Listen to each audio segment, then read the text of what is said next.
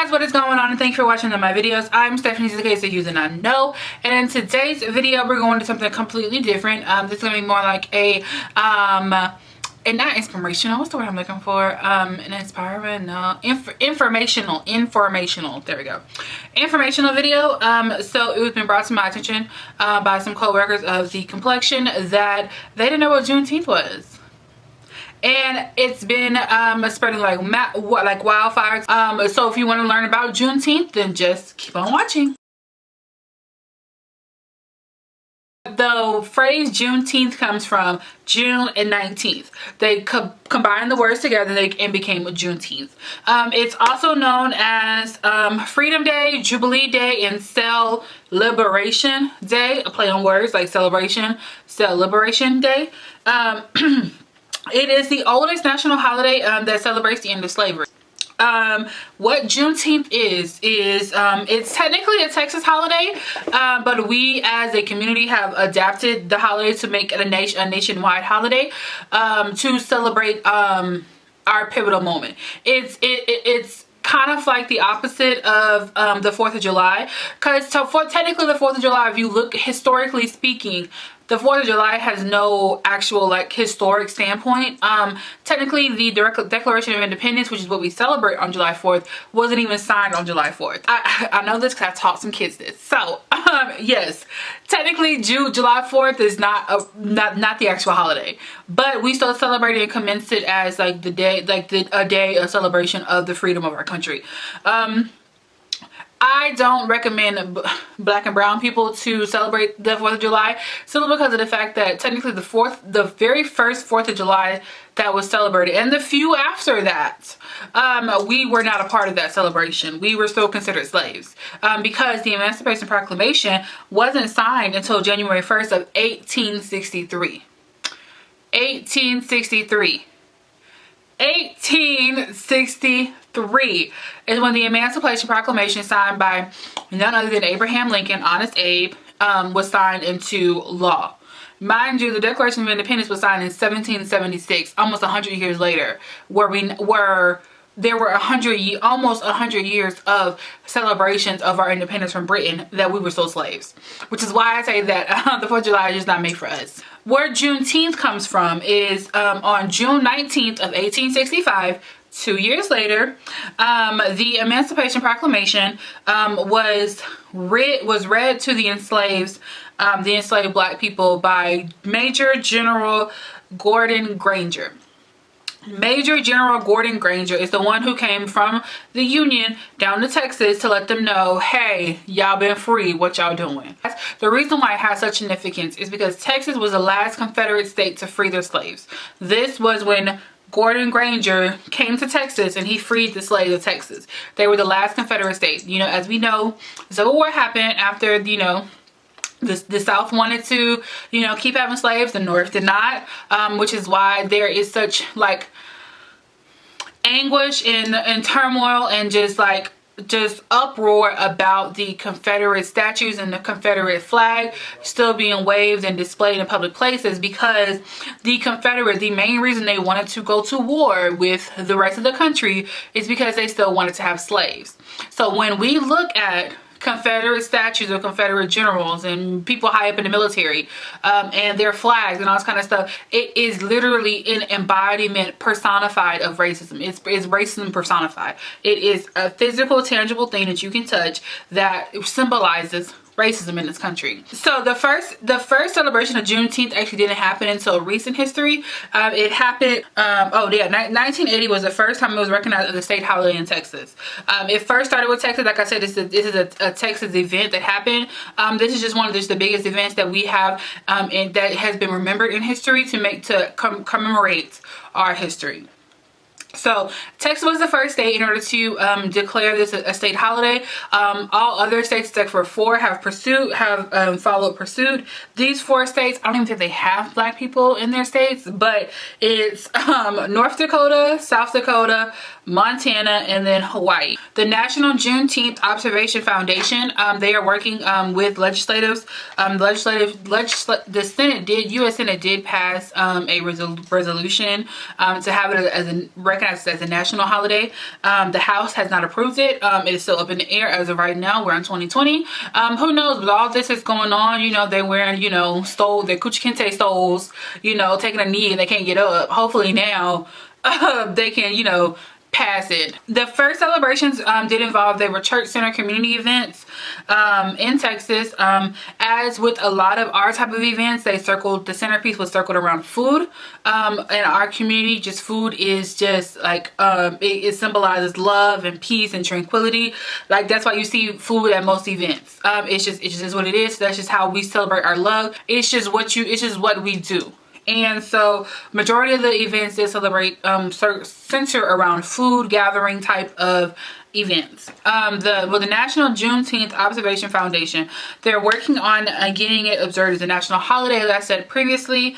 But what they're also doing, which is what I like, they're also working with schools to create curriculums in order to teach Juneteenth in the K through 12 setting. I knew about Juneteenth when I was in the K through 12 setting, but as far as my knowledge, I do not remember it being taught to me. I knew about it because of family. I was told this by just people around me. I knew what it was, but it wasn't celebrated where I'm at. I'm in Georgia. It's not you don't see it being celebrated. Like, you don't see holidays, you don't see parades, you don't see like big, like, you know, food truck festivals for this kind of stuff. It's a day that we try to, you know, talk about, but it's not really celebrated. This year, in my city, they are hosting a block party on Juneteenth, because it does fall on a Friday this year. So I will be going, and I'm going to have fun. But it's not really like, it's not taught. The Civil War is taught. The Emancipation Proclamation is taught. But the actual like celebration of Juneteenth, which it should be taught, because it is such a new holiday. Like I said, it was founded in the 80s. Like, your parents were around when it was founded. Like, it's recent history.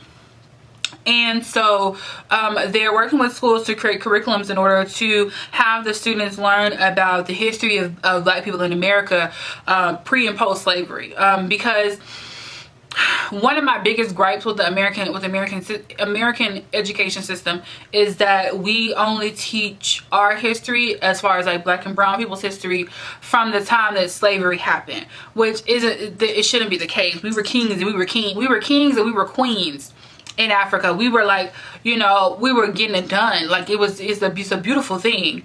And unfortunately, even like in movies, like, our history is just, it starts with slavery. Like, we were so much more than that. And to me, it's just crazy, because it's just like, when you're taught world history, you don't get taught the continent of Africa. But it's crazy because you get taught China and like the Mayan, you know, people, all the dynasties. Like, you get taught that, but when it comes to African history, you don't really get taught it. And I'm glad that this foundation is working on making sure that that's being taught, because that is fundamental to, you know, a child's upbringing. You need to know where you come from.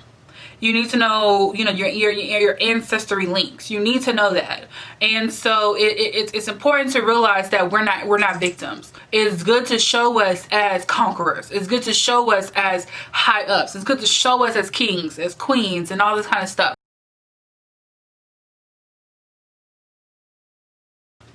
So, ways to keep the history alive. So, celebrate with your friends and family. Like, just even if you're just having a barbecue like you do for 4th of July, just celebrate it. Make it a point of conversation. Educate somebody about the holiday. If someone says, oh, I'm gonna go, you know, to Juneteenth, I'm gonna go to the da-da-da-da-da, and they're like, oh, what is Juneteenth? This is your moment to educate somebody. And this is your moment to be like, oh, well, that's a holiday that we da-da-da-da-da. You know what I'm saying? Like, it's a way. You have to keep history going. You have to keep the momentum going. You have to keep the memory alive. That's the only way memories stay alive, is if they're spoken. So we have to just keep going.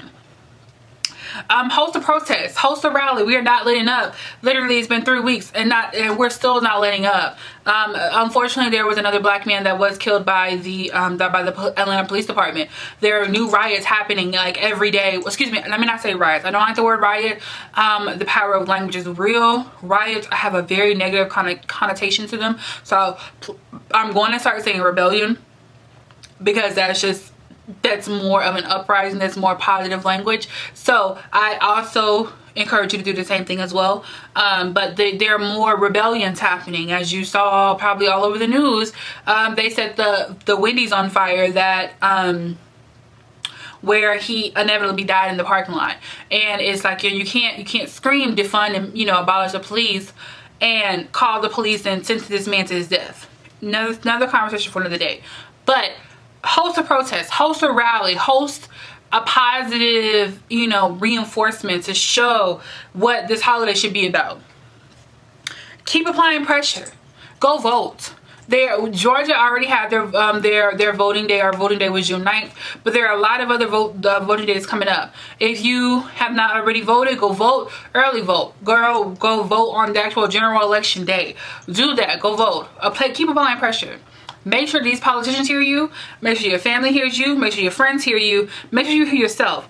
Everyone is getting held accountable in 2020. There is no ifs, ands, or buts about it. We're all being held accountable.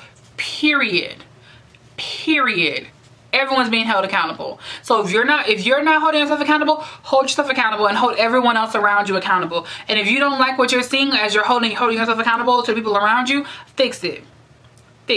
Be Simone, fix it. Enjoy the day. Go to the park. The parks are now opening. Have fun. Don't celebrate the 4th of July, as I previously said it. Almost for 100 years, we were not part of that celebration. Girl, we was on the plantation. Don't celebrate it. Shop black. I say that all the time. Shop black. I'm trying to shop black. I just created a makeup look with this look. I'm trying to use predominantly black-owned businesses. Shop black, shop local, shop small, and just have fun, celebrate. Like I said, I'm going to a black party. Like, I'm gonna have fun, and I'm gonna enjoy the day. And I want you to enjoy the day, and I want you to educate yourself on why this day is important. Even though I know a lot of Texans will say, "Oh, well, this is our holiday. It happened on our ground." This is like I said, this is the commencement of celebrating this our Jubilee Day. Like, this is our day to celebrate that we are who we were supposed to be, free. Like, unfortunately, we're still living in a post-slavery, post-Jim Crow world. So this world is still filled with racism. We have not been looked equal, like, ever, honestly. But I'm hopeful for the next generation. I'm hopeful for my nieces and my nephew's generation, because they are 2 different generations. I'm hopeful for their generations to come. I'm hopeful for the generations after them to come, because I do see progress being made. I do see that progress will be made. But we just have to hold these politicians accountable. I don't want you kneeing. I don't want you taking a knee. I don't want you painting Black Lives Matter and then still giving $150 million to the police department. DC mayor, I see you, girl.